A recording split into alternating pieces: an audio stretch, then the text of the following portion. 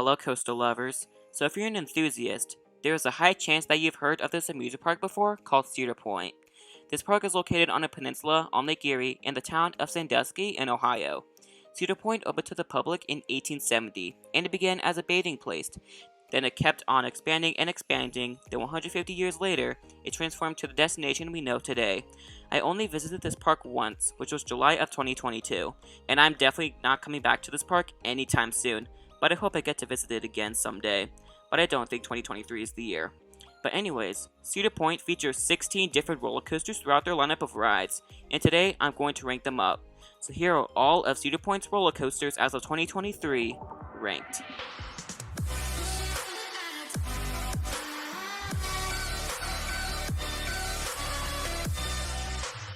Welcome to King's Coasters. If you're fresh from the farm new and always wanted to go, or have been to Cedar Point, King's Coasters will be for you and consider to subscribe to support the channel. And if you're a returning viewer, welcome back, and thank you so much for giving support to the channel, it really helps. So before we start, there are 3 disclaimers. 1, I'm not including Reimagined Dragster on this list. 2, I haven't been on the Wildmouse yet, because it was under construction when I visited, so I'm gonna make my best guess where that ride is gonna be placed. And speaking of not riding yet, 4 of the coasters on the list are the ones I haven't been on, and you'll see that for the first few coasters on the list, and the Wildmouse will be included on there.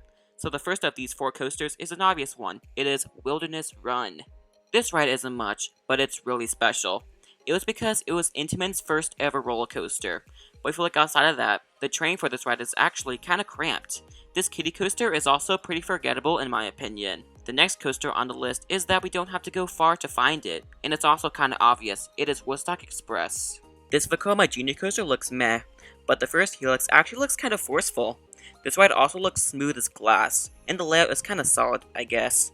The only thing that I remember from this ride is eating fries right next to the twisted drop, but that's all I have to say for Woodstock Express. The next coaster on the list is one that's just not that great, but I haven't been on it yet. It is Corkscrew. This is another ride that I haven't been on, and this air looper looks like hot garbage. The transitions into each element is disgustingly terrible, and the layout isn't good at all. But I respect it because it was the first ever coaster to feature 3 inversions, and I will give credit where credit is due. The first vertical loop looked pretty intense, and the ride looks pretty over the Cedar Point midway. But there is a problem with these air loopers. It is headbanging. So I think the headbanging will ruin that element. And also the double corkscrew looks pretty over the pathway. Why I haven't been on this is because it was closed for the day. I think it's because of staffing or something. Moving along to another aero creation. So this is where the coasters I've ridden are placed. Except one, which we'll get to a little bit later. This coaster is my least favorite at Cedar Point, and I don't like it. But I'm happy I got the credit. It is Cedar Creek Mine Ride. This Aero Mine Train is probably my least favorite roller coaster built by Aerodynamics, because this coaster is just so dang boring, and kinda rough. The transition into the helix before the second lift hill is definitely my least favorite part of the ride. It's really janky. But again, I will give credit where credit is due. The ride looks pretty over the Cedar Point River, and the entry to the ride looks pretty cool. It has an old train from the ride, and it looks pretty solid for theming, but I will probably never ride this ever again. Credit and forget it. Get rid of it and replace it with something better. Moving along to another aero, I think this ride is just very boring, and it doesn't do anything. It's Iron Dragon. Like I said, this ride is just super boring, but at least it's smooth for an aero. It's just a fun tour around Cedar Point. You get good views of a coaster we'll get to a little bit later, Dragster, and a little bit of Corkscrew. This ride is just very forceless and it does absolutely nothing. I would be fine if they got rid of it. But the ride has a pretty placement though. It has a lot of trees around the ride. Why this is number 12 is that you get really good views of the coasters. But looking past that, I have nothing else to say. So that's it for Iron Dragon. Now for the next coaster. So earlier, I said you get good views of a coaster we'll get to a little bit later. So that coaster we will talk about right now is the first B&M on the list. It is Rugaroo. I know, this is a hot take, but this is definitely one of my least favorite roller coasters, because the ride is the roughest B&M I've ever ridden. And you get headbanging throughout the entire ride, and it is not pleasant. But the layout for this ride is actually pretty solid though. Rugaroo also looks pretty in the Cedar Point skyline as well. Cedar Point is definitely going in the right direction with their merch for this coaster. The limited edition poster looks very sick, but I am due for a rewrite soon, because I did experience this coaster in the very back, and I rode it once. So the next time I ride it, I'll try it in the front, and I will retract my statement for this ride. And I also forgot about the color scheme for this ride. It's actually really cool. The orange track with the dark turquoise is really cool, and it matches. But what's another roller coaster that has an orange track color scheme? Wild Mouse, which is the fourth and final coaster I've not experienced. This family coaster looks like a fun experience, because throughout the ride, it is non-stop spinning. So this might be a ride that is not for everyone. It depends if you like spinning. I also love the trains for this coaster. They're all independent mouses, and they all have their individual names. I think it's very cute and funny at the same time. It also has an audio effect on the lift hill, which I think is pretty cool. And when you crest the lift, there's a cat sound effect. I think this ride is just very cute and creative. And also, I think this is a good addition for Cedar Point, because the park needed a modern family coaster. The only family coasters that Cedar Point had were Iron Dragon and Cedar Creek Mine Ride, and the park did not have a spinning coaster. But moving on to the next coaster. For this, I might have some coaster lovers that might unsubscribe to the channel, and I think this ride is just painful. So take this with a grain of salt. I'm actually a little nervous to say what the next coaster is, but I'm going to get it over with. It is Magnum XL 200. So of course, I'm going to talk about positive, then go on to negative. Magnum's placement is actually really cool. It's right in the middle of Cedar Point shores, and it gives amazing views of the water park and Lake Erie. That is definitely my favorite part of Magnum, climbing up the lift hill. The views on top are pretty, and I guess the theme is pretty cool. I don't know what it is. It's like 80s space theme, but at least it's pretty cool. And the trains also look pretty cool. But that's all the positive.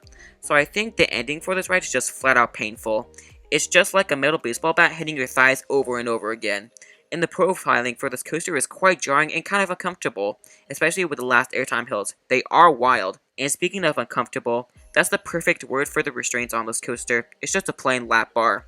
Going to the number 8 spot, and just like Magnum, this ride's airtime isn't great. It is a blue streak. This coaster is a classic, but I think this ride is kind of painful.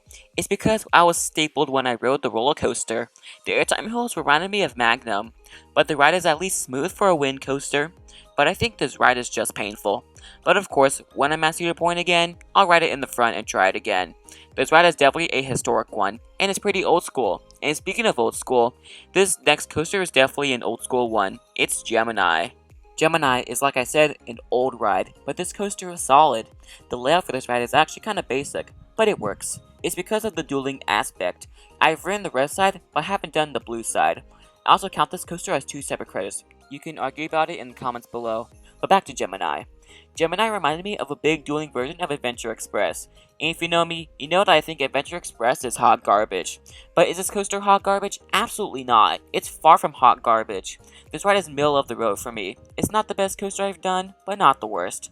The only negative thing I have to say for this ride is the pacing. During the turnaround sections, it is so unbelievably slow and drawn out. But that's all I have to say for Gemini. Like actually, the next coaster on the list is a ride that made me feel underwhelmed. And I'll say this ride is good, but not the best coaster out there. It's Valraven. I'm going to start off by saying that the views while on the top of the coaster are insane. The views are magical, and the layout for this coaster isn't much, but it's good at least. The last inversion is definitely my favorite part. It's really floaty and a lot of fun, but this ride is not the most forceful out there. The bottom of the first drop was less intense than I was expecting, but at least the drop has a fun free-falling sensation, and just like Rugaroo, this coaster is pretty in the Cedar Point skyline. Valraven was one of the first coasters I saw for the first time while passing by Cedar Point, but that's going to be for another video. Now this is where the fun begins, top 5. So moving from one B&M to another, this ride surprised me, and I think it's amazing, and that ride is Gatekeeper. This ride is definitely my favorite wing coaster, and I know there's Thunderbird at Holiday World, but I haven't done that one yet. I've also never done X-Flight yet up at Six Flags Great America, but Gatekeeper is just a plain fun ride. It's my type of coaster. It has a lot of inversions filled with hang time, a great layout, and especially a great placement. The view while you're climbing up the lift is magical, but it's not as magical as Valraven. But you do get one of the best views of a parking lot up there. But really, if you look to the side, you get a great view of Lake Erie, and on the other, it's a fantastic view of Cedar Point. This ride is definitely underrated in my opinion. I also have a poster for it in my room right now. Moving from one B&M to another, this ride is my favorite invert at the time of this recording, and it is fantastic, and that coaster is Raptor. Raptor is definitely an intense ride. The inversions on this coaster are so snappy and fast. My favorite inversion is probably all of them. All the inversions are amazing, and I'll always love this coaster forever. But it is not my favorite B&M coaster that I've ridden, but it is definitely the best B&M at Cedar Point. I also love the placement of this coaster. Raptor does rule the sky along the Cedar Point midway. I also think the name matches this coaster perfectly. Now this is where the extreme fun begins. Top 3. So number 3, this coaster met my expectations, and it's a lot of fun. It is Millennium Force. This roller coaster was breathtaking, because first and foremost, the views are insane. On your left, you see the beautiful Lake Erie, and you look to the right and you're like, nope. It's because everything around you just got dwarfed, except for Dragster. Mostly everything looks so tiny when you're at the top. The ride experience is also really fun. Right after the lift, the drop scared me a bit. It's because you have a very small T-bar restraint, and you're falling 300 feet down. It feels like you're going to plunge into Lake Erie. It is freaky. And don't even start on the layout for this coaster. But if you want to hear about it, check out my review in the description. Moving from one intimate to another, this ride is more snappy than the aforementioned Raptor, and I find it more fun than Millennium Force. It is Maverick. This coaster looks small, but it is a little beast of a ride. The first drop feels messed up, and the switchbacks after the first drop are just unbelievable, and the airtime mode after the switchbacks is just crazy, and the twisted horseshoe roll element maneuver is pretty fun, and especially, the second launch on Maverick is just incredible, and I don't really have any negative things to say. This ride is near perfect, but what is a great example of a perfect coaster? Steel Vengeance, which is crowned as the #1 coaster. If you ever in this coaster, you know. This ride is outstanding. This ride has endless airtime, and is probably the smoothest roller coaster I've ever ridden. It feels glossy smooth. I also love the feature of the ride going to its own structure. At the beginning, it's a scary head chopper, and inside is an inversion, a few airtime mills, and a wave turn. This ride is perfect, and it is currently my #1. But that is all of Cedar Point's roller coasters ranked. If you enjoyed this video, make sure to give it a big thumbs up, and it'll be appreciated if you subscribe to the channel. What's your ranking of Cedar Point's coasters? Make sure to post it in the comments below. And if you're new, I upload videos mostly every Saturday at noon in Eastern Time. You can also check out a few of my videos towards the right of your screen. But anyways, make sure to keep that adrenaline pumping, and thanks for watching.